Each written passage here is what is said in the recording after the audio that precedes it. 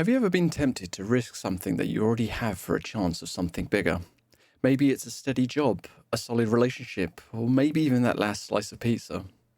You think, what if there's something better out there?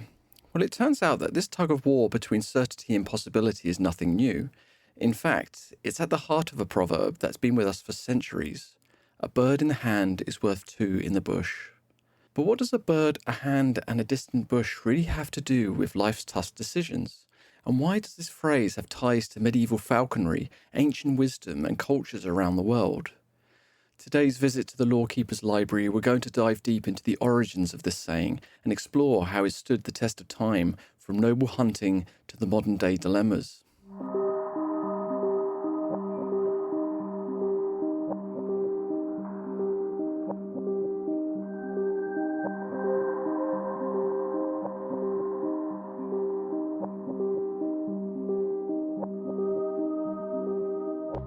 So let's start with medieval falconry, because believe it or not, this is where this phrase seems to have taken flight.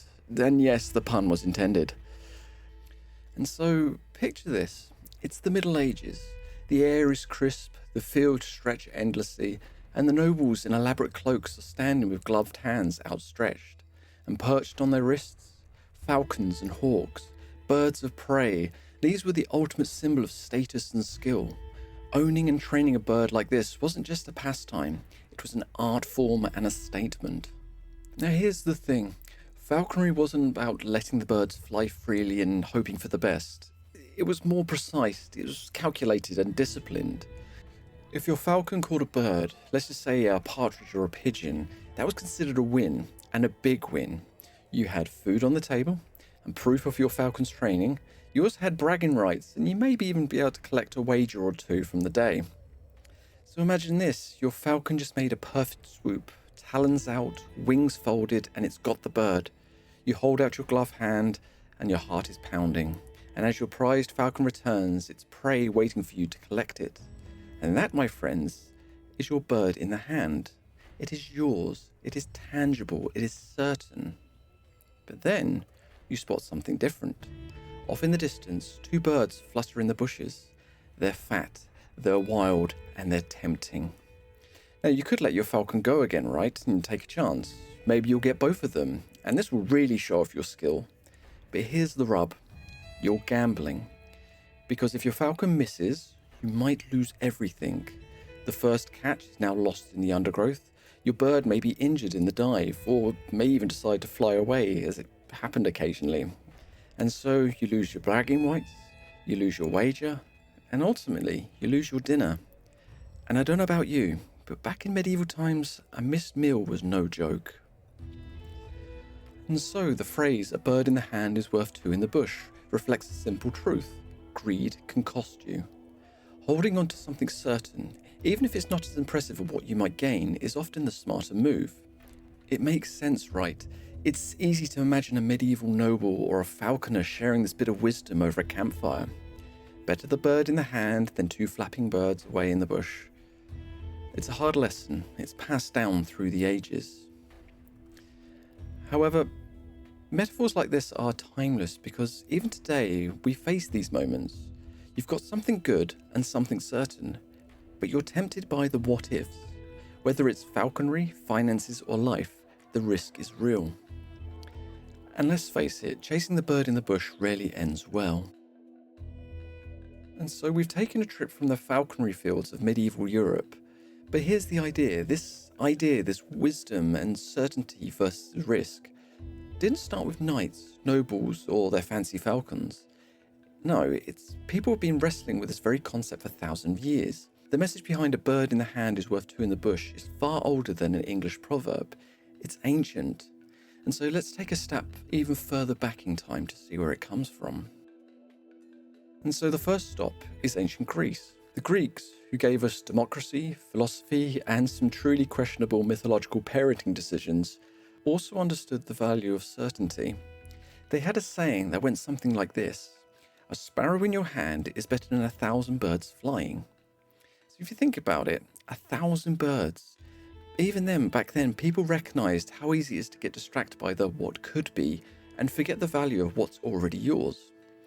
It's human nature, really. ambition, hope, and let's be honest here, a little bit of greed. It's a timeless trifecta. Now the Greeks weren't alone. The Romans too carried on their own version of this truth. They had built roads and empires, but they also knew the dangers of chasing uncertainty. For them, this idea of holding on to what you have rather than risking it all was very much common sense. It was a practical wisdom passed down through generations. You can almost imagine a Roman merchant counting out his gold coins and stopping to say to his son, "It's better a handful of coins in your pouch than a fortune you might never ever see." And if we step forward a few centuries, there is of course the Bible. This theme appears in Ecclesiastes 6:9, where it says, "Better what the eye sees than the roving of the appetite." It's poetic and profound. What you can see and what you already have is better than chasing the dreams and desires that may never be satisfied. But here's the thing about appetites. They're endless, aren't they? That wandering gaze, the what if, it's always there. Now think about when this wisdom was shared. It was in ancient times where life was uncertain, food can run out, wars could destroy fortunes, and a single missed opportunity, say a bad gamble, could cost you everything. It's no wonder these cultures valued stability. They knew better than most the cost of risk. So whether it was the Greeks, the Romans, or the writers of Ecclesiastes, the idea is clear. Chasing too much, too far can leave you empty-handed. Better a single sparrow in your hand, a small but guaranteed prize, than 1,000 birds in the sky shimmering with possibilities but forever out of reach. And let's face it, good luck catching 1,000 birds anyway. So how did this ancient wisdom survive the fall of empires and find its way into the English countryside? After all, phrases just don't appear out of thin air. They're passed down, they're shaped and retold to become woven into the fabric of everyday life. Someone had to put these timeless ideas into words, and that's where we're headed next. The poets, the collectors, and the storytellers who gave us a bird in the hand as we know it today. And so England around the 15th century, the Middle Ages were given away to the Renaissance. People were just starting to write more, record more, and more importantly, preserve the words of their time. This is where Proverbs, those short, snappy nuggets of wisdom, became incredibly popular. They were shared in marketplaces, whispered in taverns, and jotted down in manuscripts. They were a kind of medieval social media. They were quick, memorable, and perfect for passing on life advice. And if there is one person we can thank for making sure these phrases didn't get lost in history, it's the English author and naturalist John Ray. Now, John Ray was a bit of a proverb collector. Imagine him in the 17th century equivalent of someone curating the best memes or quotes online. It's 1670. He published a book called A Collection of English Proverbs, and in it we find little gems like "a bird in the hand is worth two in the bush," almost word for word as we saw it today. What is amazing is that by the time Ray wrote it down, the phrase was already well known and didn't need explaining. It was just understood. And like any good proverb, it was practical, relatable, and already been passed down from generations. And here's the thing about proverbs during this time. They weren't just for nobles and scholars, they were for everyone. Proverbs were used to teach kids, advise farmers, guide merchants, and even settle arguments. You can imagine two farmers haggling over a trade, and one of them shakes his head and mutters, "Better a bird in the hand than two in the bush, mate." The beauty of this saying is how it has captivated such a universal truth. Whether we're attending fields in rural England, writing poetry in London, or trading goods along the coast, the message resonates. People saw it in their daily lives. You don't risk what you've already got for something uncertain. It was far too dangerous. And of course, it wasn't just common folklore using this phrase. Writers and poets began to weave it into their work too. And this is where the proverbs start to shine. By the Renaissance, language had become an art form, and it was something to celebrate. And take for instance Shakespeare's plays. Now Shakespeare didn't use the exact phrase, but he played on the similar themes all the time. His characters were constantly wrestling with ambition, desire, and risk. Think of Macbeth grasping for power but losing everything he already had, or King Lear chasing loyalty from the wrong daughters, only to end up broken and empty-handed. The wisdom of a bird in the hand is hidden in the stories like these, remind us again and again of the dangers of overreaching. And it's fascinating, isn't it, how something so small, a phrase, a proverb, can capture such a universal struggle. And that's why it's lasted. Because whether you're a nobleman with a falcon or a peasant with a loaf of bread, this saying spoke to you. And so by the 17th century, thanks to John Ray and other collectors of proverbs, a bird in the hand made its way into printed word, solidifying its place in the English language. From there, it spread across the world, carried by sailors, traders, and eventually immigrants to far-off lands. And by the time the English-speaking settlers arrived in America, they brought their proverbs with them. And let's be honest, if you were a pioneer on the American frontier, you would take a sure thing over a risky gamble any day, wouldn't you? Proverbs like this one weren't just words, they were survival strategies. And so a bird in the hand is worth two in the bush became a lesson passed down from generation to generation, simple, wise, and unshakably true. But what's truly remarkable is that this little phrase, born from ancient wisdom, preserved by medieval falconers, and spread by collectors like John Ray, it hasn't changed much at all.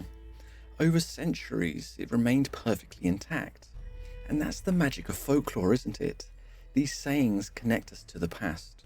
They remind us that while the world around us changes, human nature pretty much stays the same. So we know now how the saying took flight, through falconers, poets, and collectors. But this is where it gets even more fascinating. Did you know that cultures around the world have their own versions of this proverb? From Spain to Russia and beyond, people everywhere have tried to capture the same timeless truth. And so stick around as we travel the globe to discover how a bird in the hand is echoed in languages and traditions far beyond the English shores. And this is what's beautiful about proverbs, is they transcend borders, languages and eras. They may sound different from where you are, but the wisdom, the core lesson remains the same. So let's start our journey in Spain.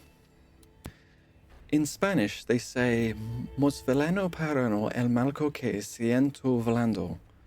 It translates as, "A bird in the hand is worth more than 100 in flight." 100. I mean, we thought the Greeks were ambitious with their thousands, but here the Spanish emphasize an even greater contrast. It's dramatic, it's poetic, it perfectly reflects the same truth. The bird you hold is yours, while those hundreds others in the sky, well, they're just a promise, a possibility. And all you have to say, imagine one bird in your hand versus 100 fluttering away, feels like a scene straight out of the Spanish countryside. The lesson is universal, but the imagery feels local and rooted into the land and culture. Our next stop is Germany, and here the proverb shifts slightly, but it keeps its essence. The Germans say, "Besser den Spatz in der Hand als der Taube auf dem Dach." Translation, better the sparrow in the hand than the dove on the roof. And you see, I love this version, because the dove on the roof feels very specific, doesn't it? You can almost picture it. The dove is beautiful, it's out of reach, and it's tempting. But the little sparrow in your hand, that's yours. It's humble, it's guaranteed, and it's real. And what's interesting here is the cultural undertone. The Germans are famously practical and pragmatic, so their version of the proverb reflects the grounded, no-nonsense approach to life. Why chase something glamorous and unattainable when you've already got something reliable in your grasp? And this idea doesn't stop there. In Arabic-speaking cultures, they say 1,000 cranes in the sky are not worth one sparrow in the hand. Again, the exaggeration is key. It's not just two birds, it's 1,000. The imagery feels grand, almost like a fable, but the message is the same. It doesn't matter how impressive the birds in the sky seem, they're still out of reach. It makes sense, doesn't it? In Middle Eastern regions where the desert landscape dominates, survival depends on what you can hold on to. Resources are precious, and taking a risk of the unknown could mean losing everything. And it's proverbs like this that carry on cultural wisdom forward, teaching future generations to value certainty over chance. And so let's head to Russia. The Russians have their own spin. Better a titmouse in the hand than the crane in the sky. Now again, I love this one because the titmouse, a tiny, humble bird, stands in sharp contrast against the crane, which is very large and majestic. It's another brilliant visual. The small, humble certainty in your hand outweighs the allure of the unattainable. It's also very Russian, isn't it? Practical and just a little bit skeptical of those big, lofty promises. In a land with such a long and often harsh history, there's a cultural understanding that what's in front of you is what matters the most. And so from the fields of Spain to the rooftops of Germany to the deserts of the Middle East and the vast Russian plains, the idea, this lesson travels. Different words, different images, but always the same truth. Risking what you already have for the mere chance of something better. That's a gamble that doesn't often pay off. And so why does this proverb exist in so many places? Why does every culture have its own version of a bird in the hand? I think it's because this wisdom is universal. It doesn't matter what language you speak, or where you live, or how much you have. At some point, you're going to face the temptation of the what-ifs. That tug of war between certainty and possibility is part of being human. And through these proverbs, our ancestors remind us to pause, think, and value what's already ours. It's quite humbling, isn't it? To think that people across continents, separated by oceans and centuries, came to the same conclusion. One small, certain thing is often worth more than a grand, uncertain promise. It's a lesson as relevant today as it was 1,000 years ago. And so we've traced a bird in the hand is worth two in the bush from falconry fields to global folklore and spanned empires and continents. But as we wrap up, let's bring us the timeless wisdom to the present. What does the proverb really mean for us in the modern world? Well, think about it. Today, we're surrounded by endless possibilities, opportunity to chase bigger jobs, shinier possessions, or even social media likes that always seem just out of reach. It's easy to get caught up in wanting more, isn't it? But maybe, just maybe, our ancestors were onto something. Sometimes the small victories, the quiet certainties we already have are the ones that bring us the real peace and happiness. And that's why proverbs like this matter. They're like echoes from the past that ground us and remind us to slow down and appreciate what we already have in our hands. And with that, we'll end today's visit to the Lorekeepers Library. I hope you enjoy this journey through time from ancient wisdom to sayings we still treasure today. And if you love this episode, don't forget to hit that like button, even consider subscribing to the show, and more importantly, share it with your friends. It really helps the library grow and keep these stories alive. And if you've got a favourite saying or a piece of folklore from your culture, we would love to hear it. Leave it in a comment or send us a message. This podcast isn't about exploring stories, it's about sharing them too. And so, until next time, remember to hold on to the wisdom of the past, and as always, keep exploring the world with wonder.